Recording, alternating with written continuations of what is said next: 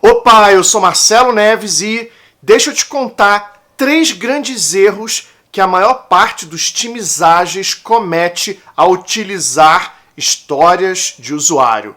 O primeiro deles é achar que Users Stories ou histórias de usuário são o suficiente para se comunicar tudo o que se precisa fazer.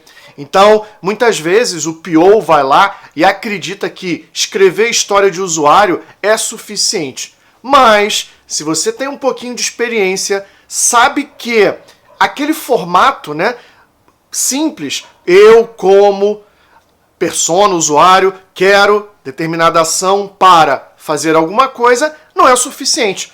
Por exemplo, como é que você vai demonstrar ou representar uma lógica complexa? Como é que você vai descrever os requisitos, ou as qualidades, requisitos não funcionais? Pois é, não dá para fazer isso somente no formato de história de usuário. Então, você vai precisar complementar essa história de usuário com mockups, storyboards, com diversas outras informações para que aí sim você tenha mais detalhes sobre o que precisa ser implementado pelo time.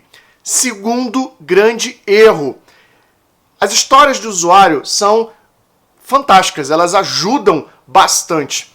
Agora, achar que o time, ou melhor, achar que o PO ele vai pegar aquela história e vai só entregar ali para o time e não vai falar nada, é um grande erro. A história, primeiro, que ela deve ser... a escrita dessas histórias de usuário, elas deveriam ser feitas em grupo. O PO, junto com o time. Pois é um esporte de time, A gente costuma dizer, o americano tem um termo assim, Então, escrever histórias de usuário é algo que deveria ser feito com o PO e o time. E na hora que, durante o planejamento, por exemplo, durante o Scrum, em que o time puxa a história, ali, o que o PO faz?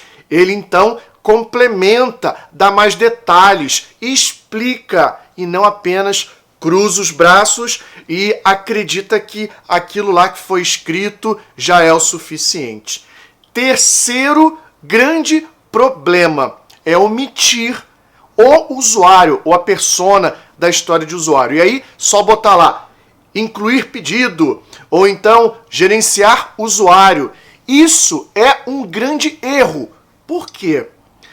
Imagina o seguinte, o americano ele tem um termo para aquele hábito antigo, principalmente lá em Cascata, de quando você ia para frente do cliente e perguntava para ele o seguinte: e aí, cliente, o que você quer?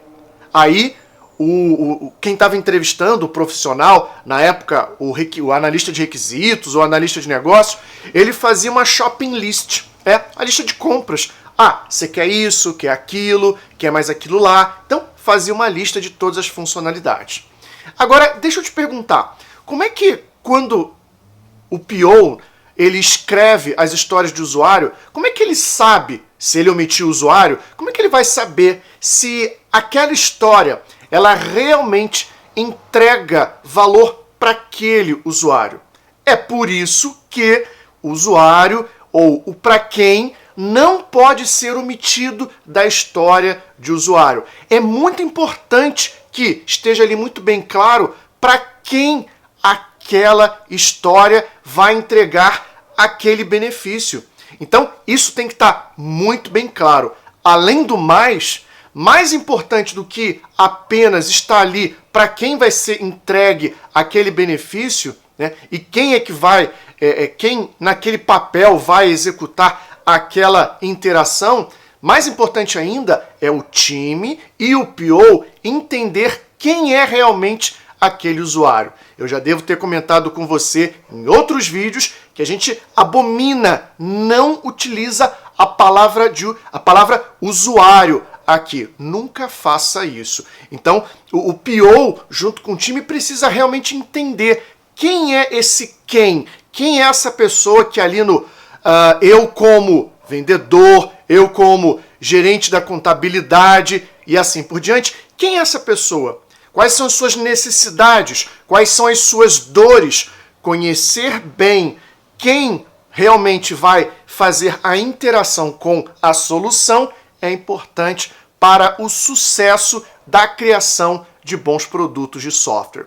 Bem, espero que você tenha gostado dessas dicas, principalmente nesse vídeo, esses 3 erros que a gente geralmente comete ao escrever histórias de usuário. Então, apenas relembrando, o primeiro, né, é você realmente omitir o usuário e só botar ali o verbo incluir, pedido, gerenciar, usuário. O segundo grande erro, acreditar que só escrever a história de usuário é o suficiente. Claro que não, você precisa complementar aquela história com mais informação. E o terceiro é justamente, além de você complementar com mais informações, na hora que o time puxa aquela história para implementar, e até mesmo durante a escrita daquelas histórias, o PO vai ter que complementar, falar, conversar com o time, clarificando, tirando as dúvidas e comunicando muito mais informação do que simplesmente aquilo que está ali escrito. Espero que você tenha gostado desse vídeo, dessas dicas. Até o próximo vídeo e um grande abraço.